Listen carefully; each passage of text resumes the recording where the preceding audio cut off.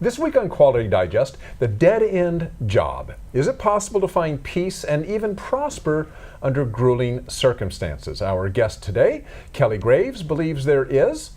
Find out more in 30 seconds.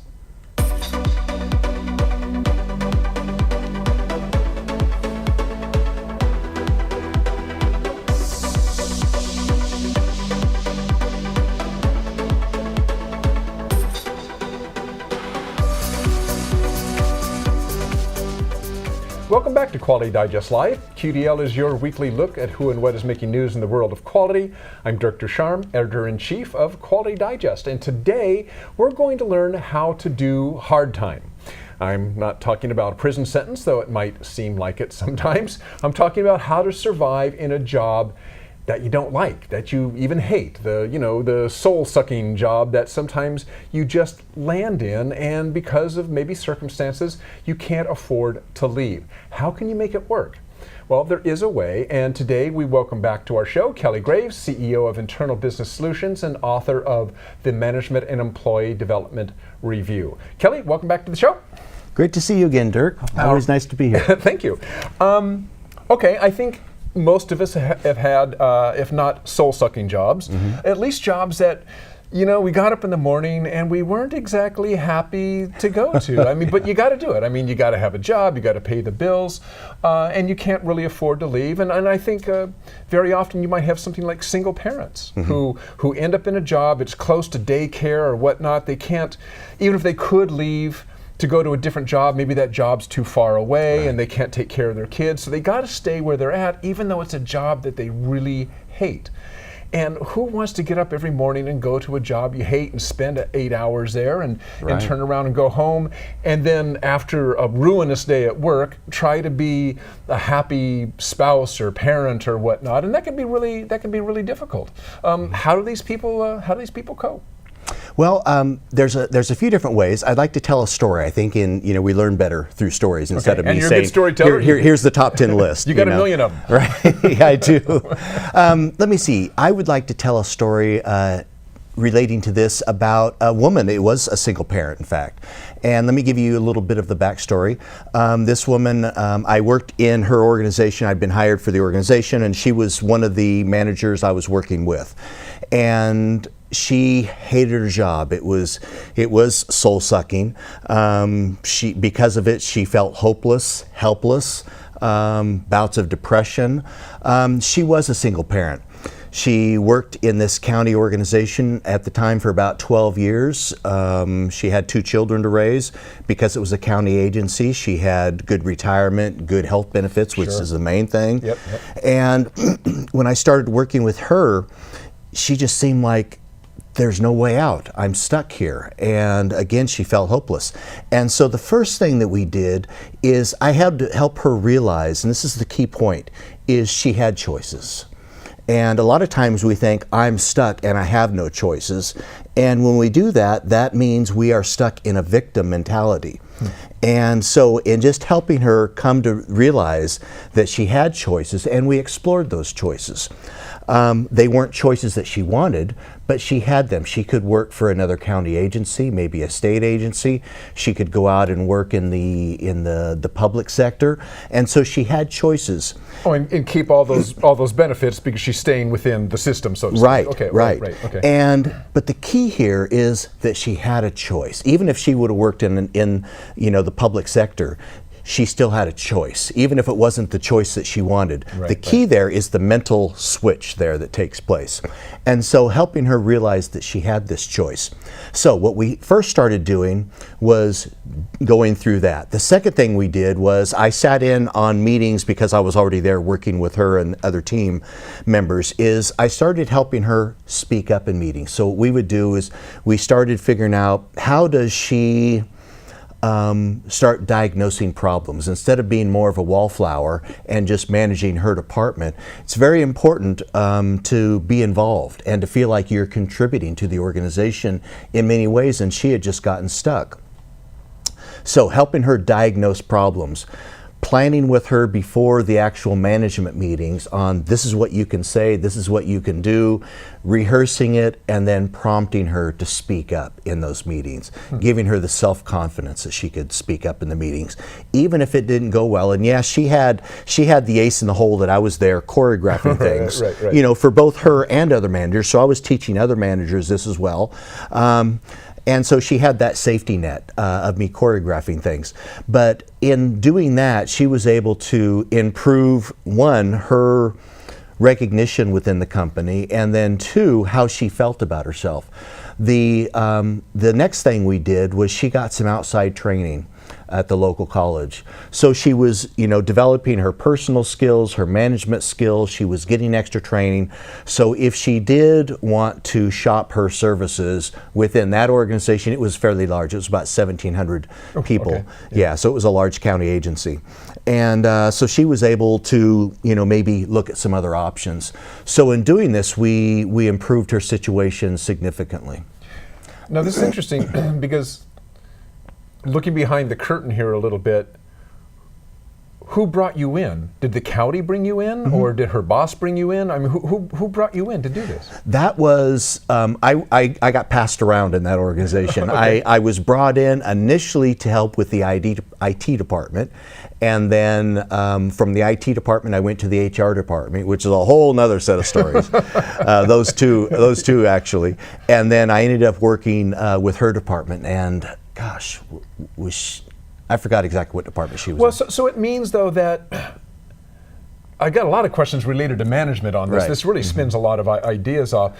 But so somebody, a manager, maybe her direct manager, must have seen a problem here that, you know, this employee seems unhappy or something. Can you find out what's going on? I mean, what happened there? 9 times out of 10, when I get called in, the CEO, the director, the manager, whatever, the person who's making decisions and is responsible for getting things done, they have the checkbook and they go, it's really up to me.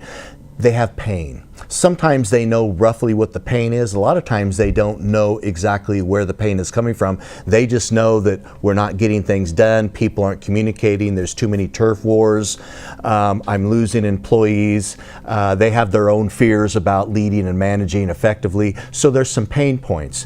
And then when they hire me to come in, or we have our first conversation before they hire me, it's my job to say, okay, what you're describing to me are symptoms. Okay. And then underneath those symptoms are the true problems. If we fix the core problems, the symptoms will go away. Okay. So that's typically where I get hired, is there's just generalized pain. And then it's up to me working with the CEO or whoever that person is, to say, okay, now let's break this down and make specifics, and then is this something you want to solve, not solve, is something, you know, and then we prioritize. Here's the first problem, and then we get success there, and then, okay, well, let's approach the next problem, and that's how we kind of went on. So I didn't come into the organization even knowing her. Okay. It was working with her department, and then, you know, just working specifically with her, as well as the other managers who were in that department. So in order for what you described to work with her bosses, her management team had to be willing to let her speak up. As you said, you taught her to speak up and to make suggestions and to be part of the process, is what it sounds like. But she had to be in an environment where that was actually possible to do, right? Okay, so the bosses had to have buy-in on this kind of concept, right?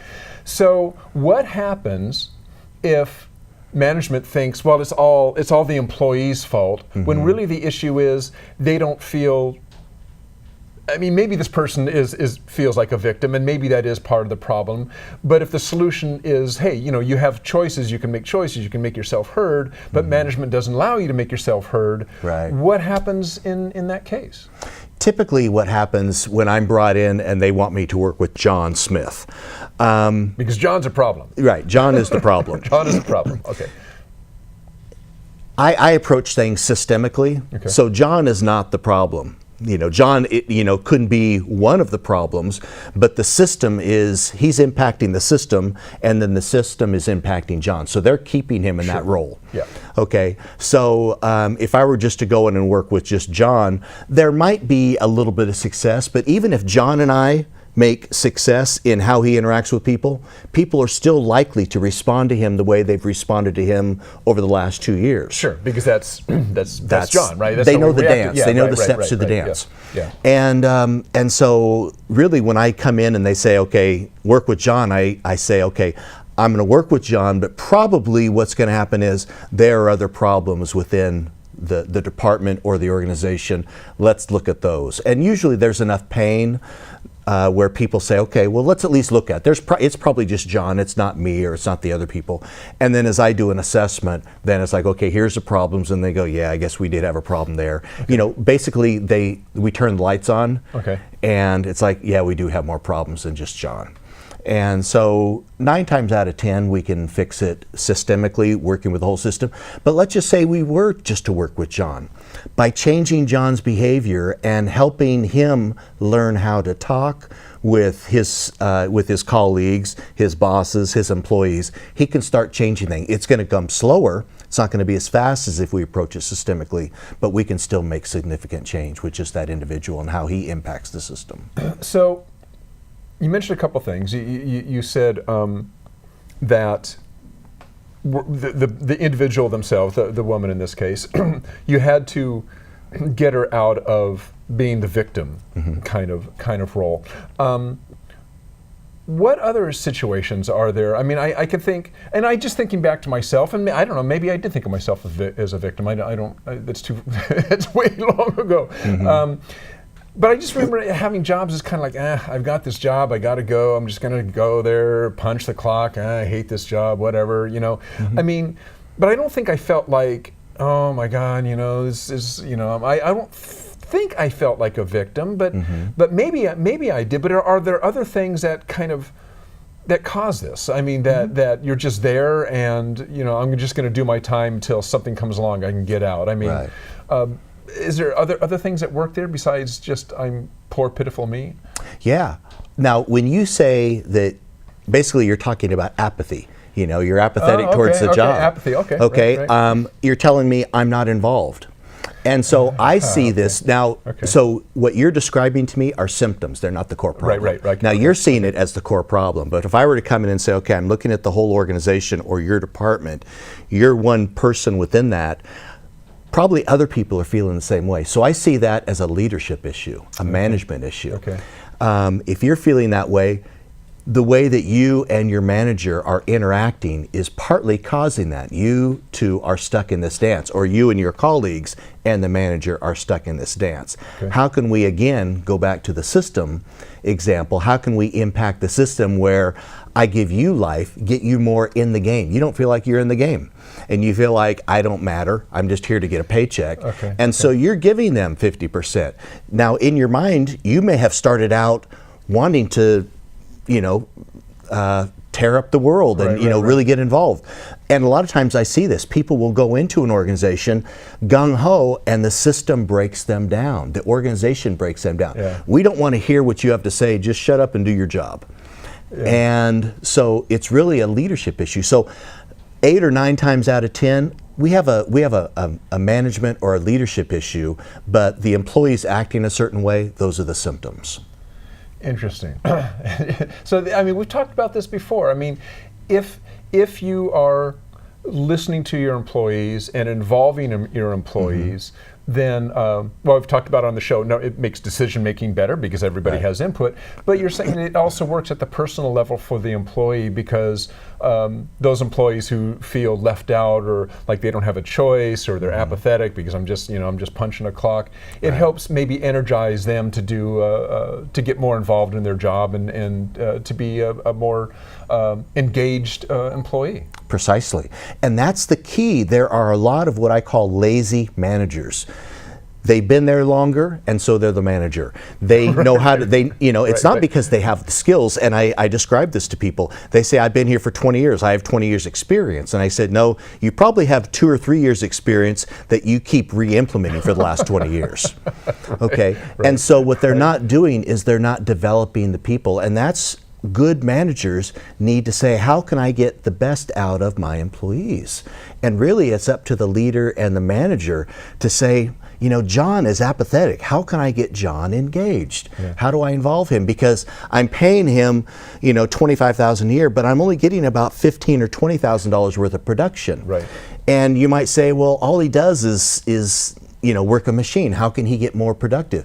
But it's so much more about the attitudes of your employees on their production. Yeah, it's producing more, but if you don't have as much attrition, your training costs are going to go down. And sick time and everything else, right? Okay. And people being on their phones. Right. There's so many ways that you start adding it up. An employee costs you $50 a day in lost productivity, and it doesn't seem like a big deal. But if you have 100 employees, at $50 a day, right? It adds up. Yeah. And I mean, it adds tons to the bottom line. So, it's oftentimes it's either lazy management, and I don't really think it's lazy in a bad way. I think it's not knowing how to really lead and manage.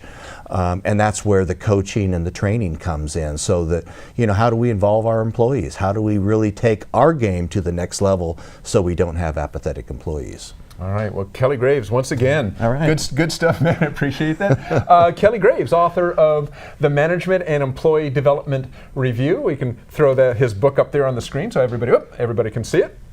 The Management Employee Development Review, Competitive Advantage Through Transformative Teamwork and Evolved Mindsets. You can get that from CRC Press. You can get it from Amazon. You can Google Kelly Graves Management Employee Development Review. There's a lot of ways to find it. Check it out. Go read it. By the way, this is a little excerpt from the book here, which I think is really good. I want to read this because I think this is kind of what we're talking about here. The central objective of a great leader and manager of people is to touch your employees at their core so they see and believe in your vision as fervently as you. To achieve this higher state, one must climb inside the mind of their employees and tap into their intrinsic motivation, which is kind of what we're talking about here, employee involvement. Exactly. How do we tap into what involves them, what inspires them, not what inspires the organization? If we inspire them, they will inspire the organization. Yep. All right.